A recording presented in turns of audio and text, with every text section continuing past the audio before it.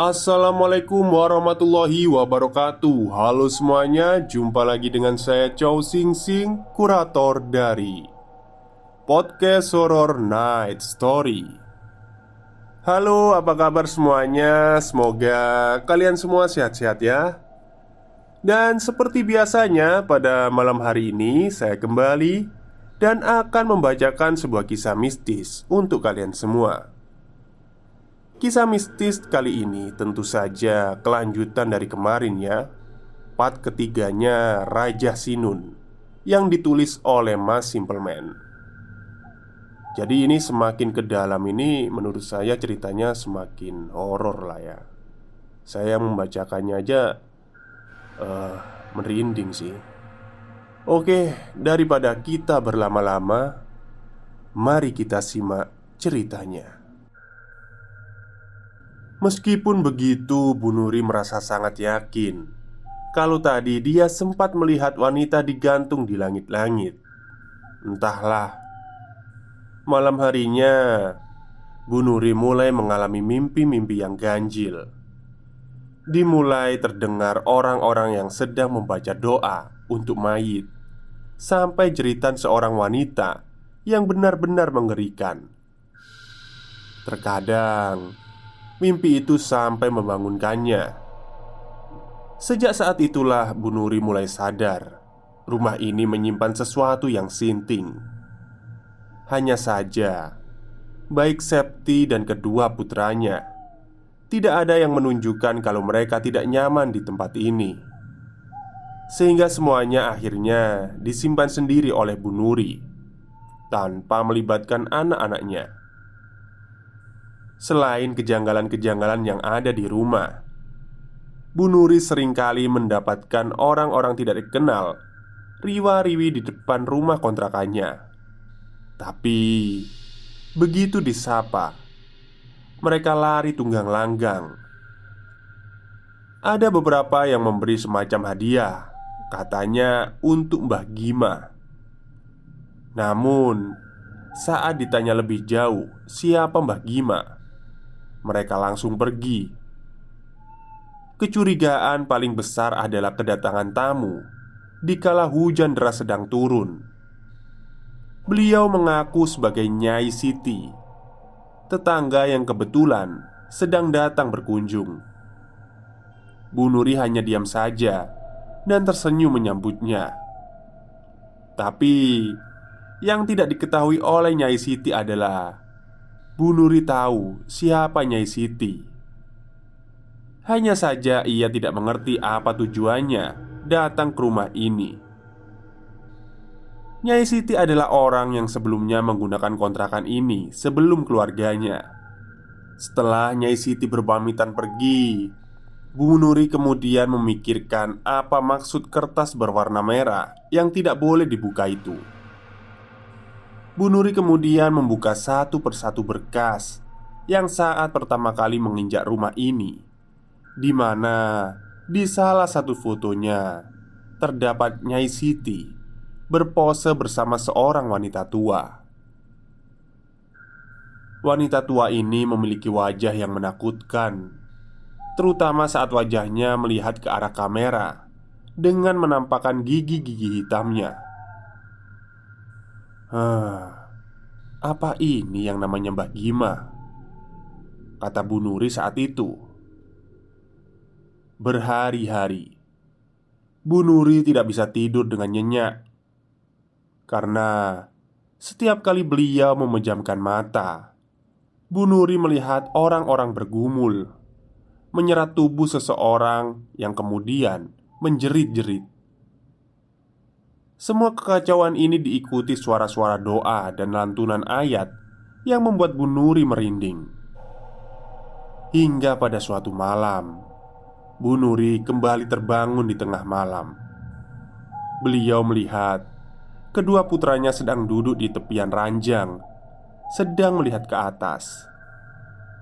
Bu Nuri pun mengikuti mereka. Dan saat melihat ke langit rumah, Bu Nuri melihat wanita tua yang ada di dalam foto itu melotot. Wanita tua itu dalam kondisi batang lehernya diikat pada tiang. Lidahnya menjulur keluar. Melihat itu, Bu Nuri lalu memeluk kedua putranya. Beliau menutup mata dan telinga. Mereka sambil membaca doa yang bahkan belum pernah seumur hidup Bu Nuri panjatkan. Tak lama, kaca jendela pecah. Keesokan harinya Bu Nuri berkata kepada Septi kalau dia bersama dengan kedua adik-adiknya akan pergi ke rumah mertuanya. Septi awalnya curiga, tapi Bu Nuri meyakinkan kepada putrinya kalau neneknya sedang merindukan cucu-cucunya ini, terkecuali Septi yang sudah tumbuh dewasa. Tapi yang sebenarnya terjadi, Bu Nuri sedang menuju ke tempat lain. Dio dan Andre sebenarnya terus-menerus bertanya kemana mereka akan pergi. Tapi Bu Nuri hanya diam saja. Dia lebih memikirkan nasib buruk yang sedang menimpa keluarganya itu. Dia merasakan sesuatu yang buruk di rumah itu. Akhirnya, sampailah mereka di sebuah rumah sederhana di samping jalan. Rumah itu dimiliki oleh seorang pemilik pesantren, teman almarhum suaminya. Anehnya, entah kebetulan atau bagaimana, pria yang biasa dipanggil Pak Haji ini jarang sekali berada di rumah. Tapi pada hari itu, beliau sedang duduk-duduk santai di teras rumahnya. Bu Nuri segera mendekat dan langsung disambut hangat.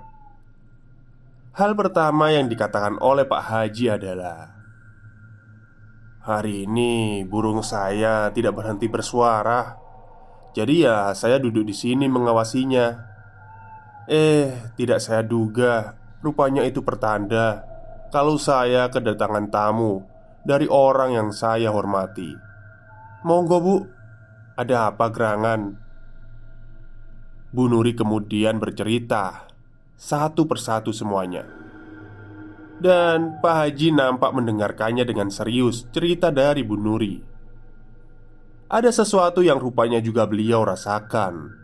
Setelah mendengar semua ceritanya, Pak Haji kemudian memberi nasihat. Mulai nanti Bu Nuri sholatnya di kamar saja ya. Lalu begini, saya baru bisa berkunjung mungkin 4 hari lagi, karena besok saya harus keluar kota. Jangan takut pada makhluk apapun, Bu. Gak ada yang lebih sempurna dari kita, manusia. Tapi Bu, kalau boleh saya minta tolong, bisa bawakan ini ke rumah itu. Pak Haji kemudian masuk ke rumah. Tak lama kemudian, beliau keluar dengan sebutir telur. "Letakkan ini di dalam lemari, Bu. Besok paginya telurnya dipecahin di depan jendela kamar." Bu Nuri lantas bertanya, apa tujuan telur ini? Pak Haji kemudian berkata kalau telur itu dipecah setelah semalaman di dalam lemari, dan di dalamnya normal. Artinya Bu Nuri hanya paranoid biasa. Tapi kalau isi di dalam telur berubah menjadi busuk, artinya Bu Nuri sedang diganggu. Urusan diganggu bisa dari segala penjuru. Ada dari orang yang gak suka, atau memang ini murni dari perkara gaib yang kebetulan bersinggungan dengan keluarga ibu. Bu Nuri kemudian pamit. Ia tak lupa meminta doa yang tentu saja pasti Pak Haji panjatkan untuk keluarga sahabatnya ini. Maka pulanglah Bu Nuri. Kemudian saat pulang, sekelebat Bu Nuri melihat ada sosok yang baru masuk ke dalam kamarnya. Cepat-cepat Bu Nuri berjalan mendekat. Tapi kejanggalan tiba-tiba terjadi. Untuk pertama kalinya, Dio yang biasa berlari masuk ke kamar mendadak diam. Wajahnya pucat. "Bu, jangan Bu, ada Simbah."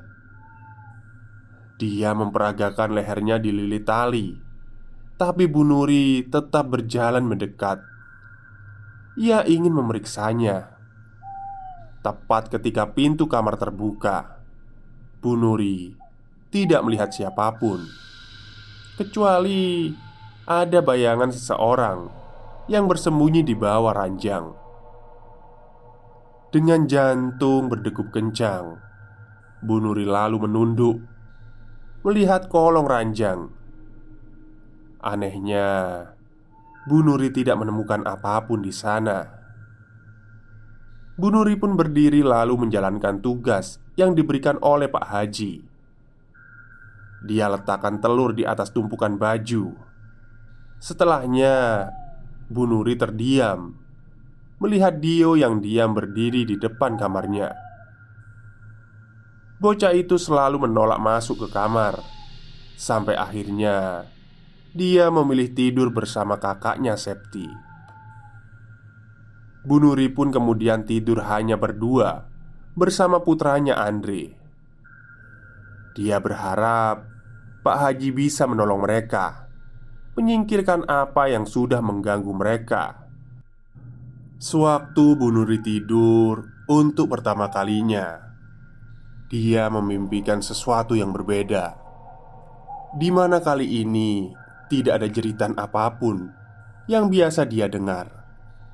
Hanya pemandangan kamarnya saja, di mana saat Bu Nuri berjalan mendekat, dia melihat kalau di atas ranjangnya ada wanita tua yang sedang tidur. Bu Nuri terus mendekat. Ketika jarak mereka terpaut 1 jengkal, wanita tua itu berbalik. Hanya saja badannya tidak bergerak sedikit pun dari tempatnya, terkecuali kepalanya yang menoleh dengan leher seperti patah, di mana wanita tua itu terlihat kepalanya berputar 180 derajat. Bu Nuri lalu menjerit sekeras-kerasnya. Dia benar-benar bisa gila. Wanita yang baru saja dia lihat adalah wanita yang sama yang ada di dalam foto bersama dengan Nyai Siti, Mbah Gima. Bu Nuri lalu tersadar. Ternyata hari sudah siang.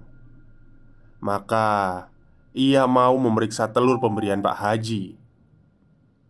Saat beliau membuka lemari, Bu Nuri dibuat terdiam sewaktu beliau melihat telur itu sudah dalam kondisi pecah. Hanya saja dari bekas yang sudah pecah itu terdapat bekas pecahan darah berwarna merah kehitam-hitaman. Seketika Bu Nuri sadar rumah ini benar-benar menolak mereka. Dan hari itu juga, dengan menggunakan pakaian seadanya, Bu Nuri pergi mengunjungi Pak Haji. Tapi anehnya, tidak ada seorang pun di rumah beliau. Bu Nuri baru ingat jika selama 4 hari orang yang kerap dipanggil Pak Haji itu sedang pergi. Dengan gelisah, Bu Nuri pun memutuskan untuk pulang. Tapi belum beberapa langkah, Bu Nuri meninggalkan rumah itu. Kepala Bu Nuri menoleh saat dia melihat burung milik Pak Haji yang dikurung dalam sangkar, seperti melihat dirinya terus-menerus. Awalnya Bu Nuri berpikir kalau itu mungkin hanya perasaannya saja. Tapi burung itu seperti benar-benar memperhatikannya. Maka dengan perasaan bertanya-tanya, Bu Nuri mendekati burung berwarna putih itu. Seperti dugaannya, burung itu mengikuti kemanapun Bu Nuri berjalan, bahkan saat dia mendekat. Dengan perasaan yang campur aduk, Bu Nuri ingin melihat binatang itu lebih dekat.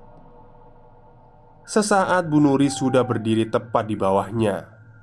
Satu tangannya terjulur untuk menyentuh sangkar yang dibuat dari batang bambu.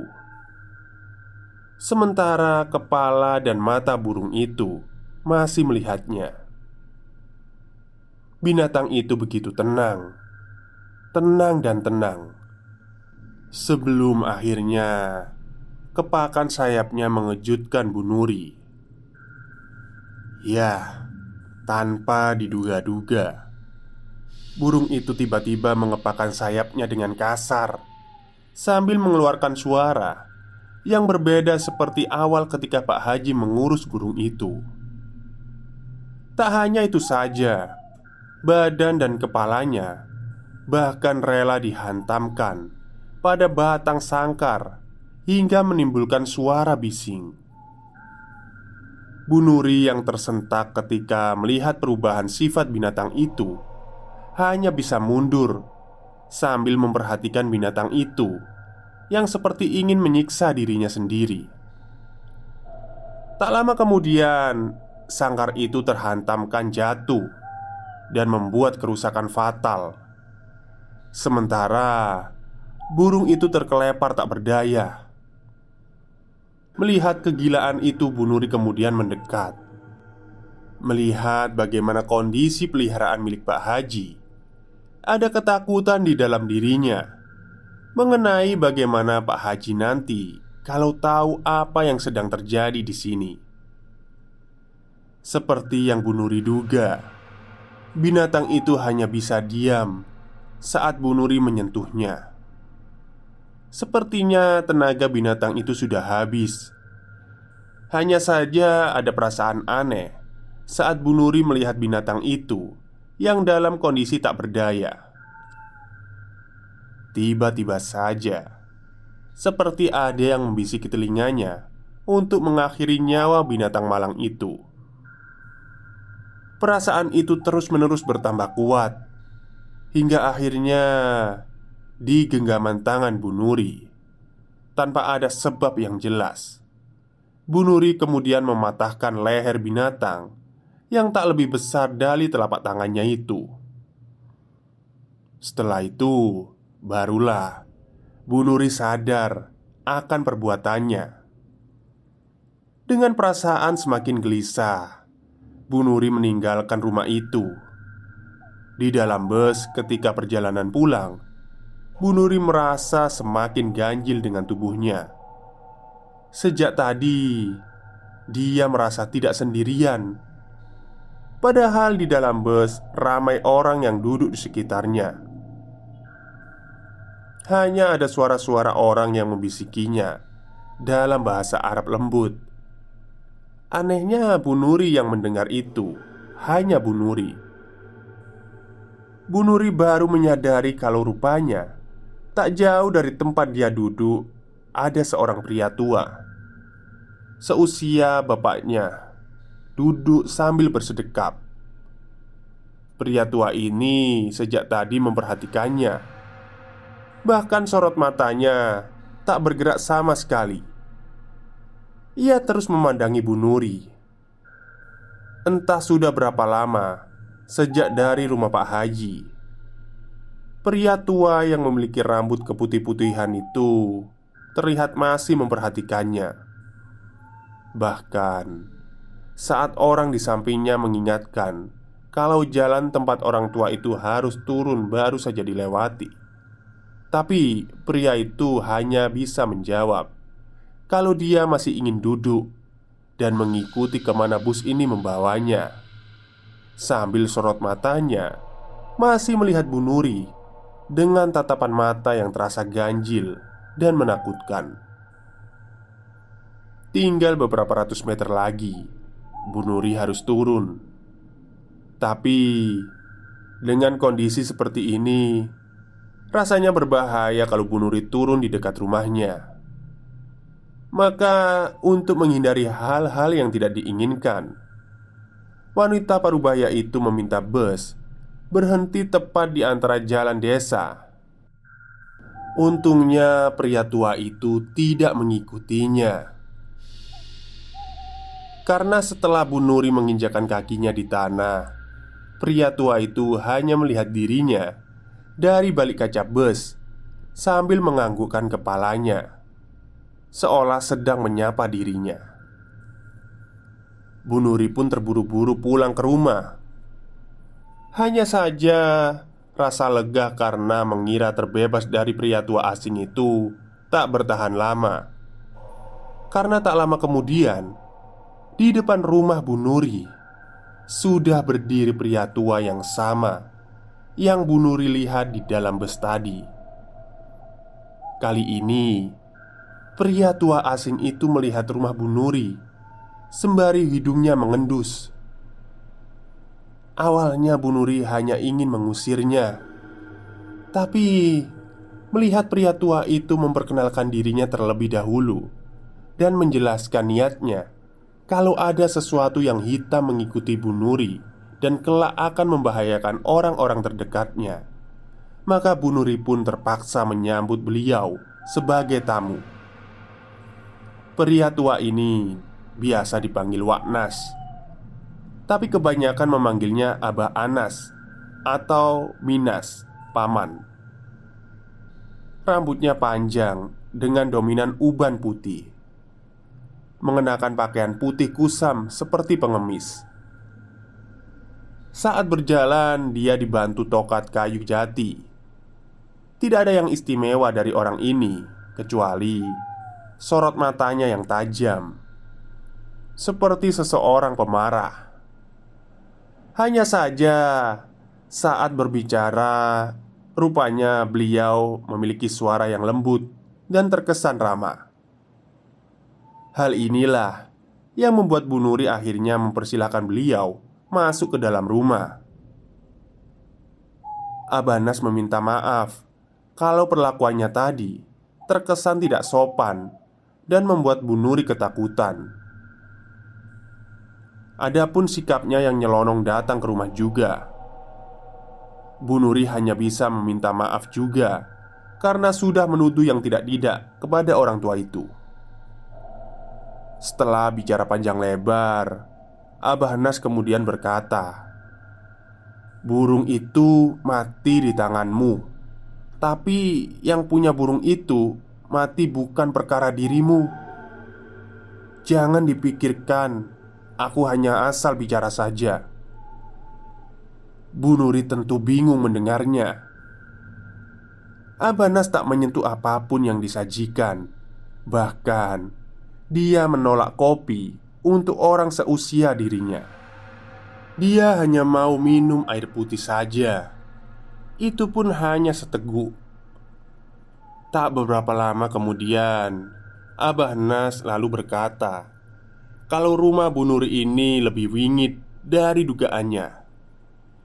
Banyak sekali bebauan busuk yang membuat hidungnya tak berhenti mengendus.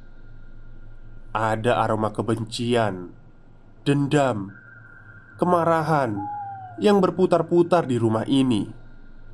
Terutama sumber masalahnya di dalam kamar yang ditunjuk oleh Paman Nas. Sayangnya beliau tidak bisa membantu banyak karena resikonya besar. Beliau prihatin tapi tidak bisa menolong.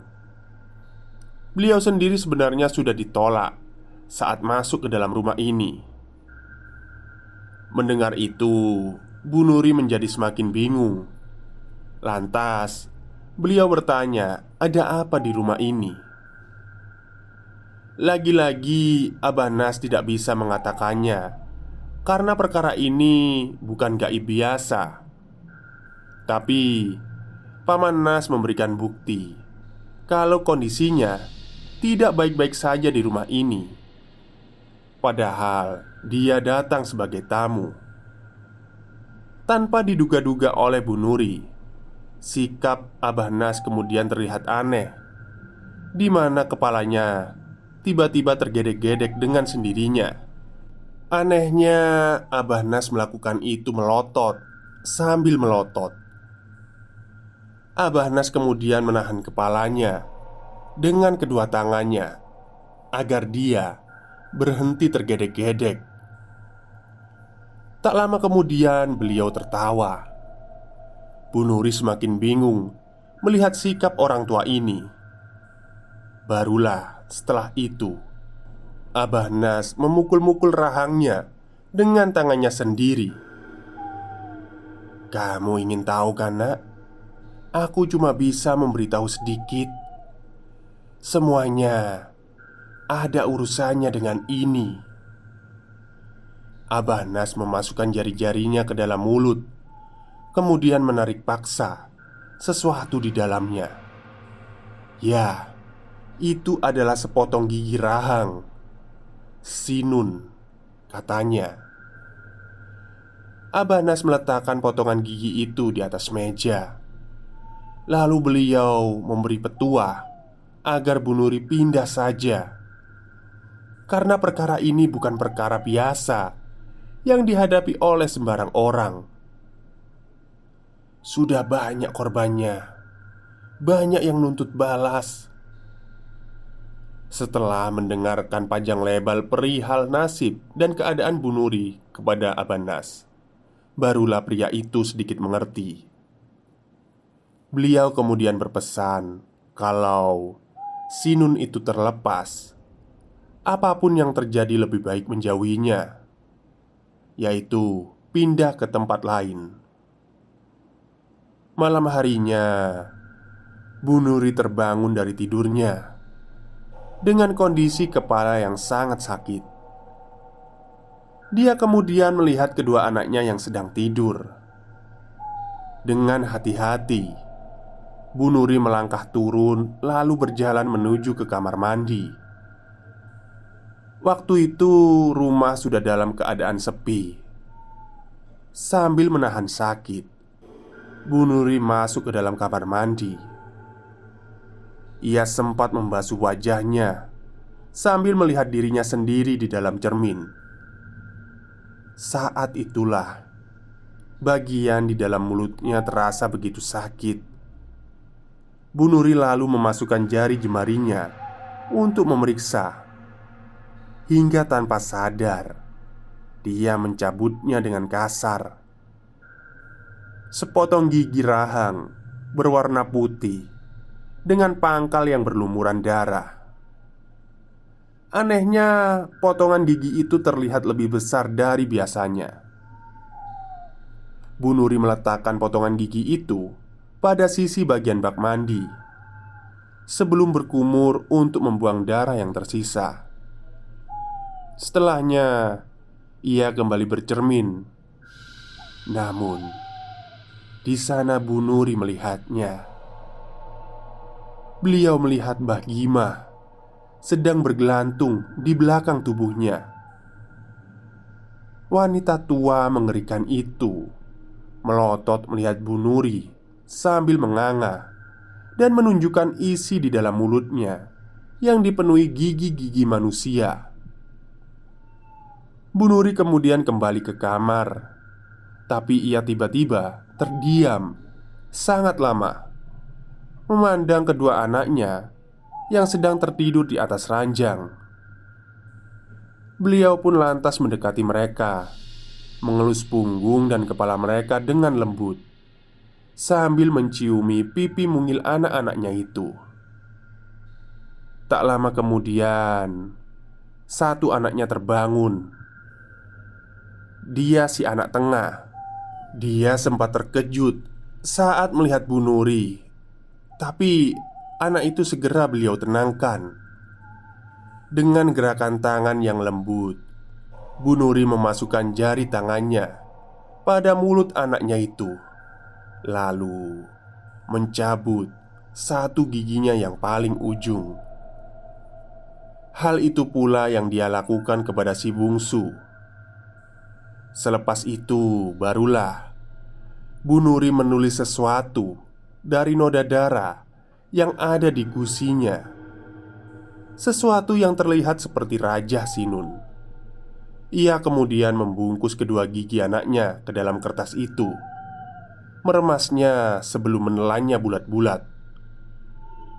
Setelahnya barulah Bu Nuri pergi tidur tepat di antara kedua anaknya yang kini memeluk tubuhnya.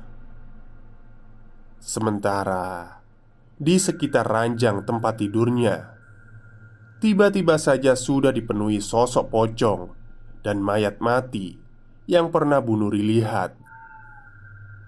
Semua makhluk-makhluk itu membaca kalimat-kalimat Arab.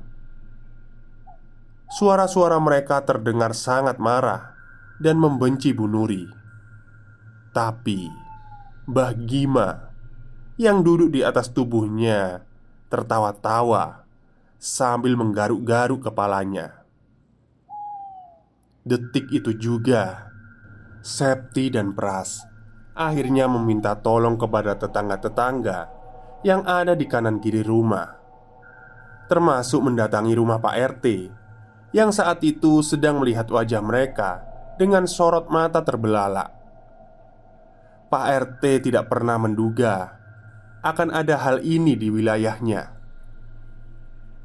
Menjelang maghrib, sudah banyak warga yang berkumpul di rumah kontrakan milik Septi. Ada yang datang dengan niat membantu, ada pula yang sekedar ingin mencari tahu.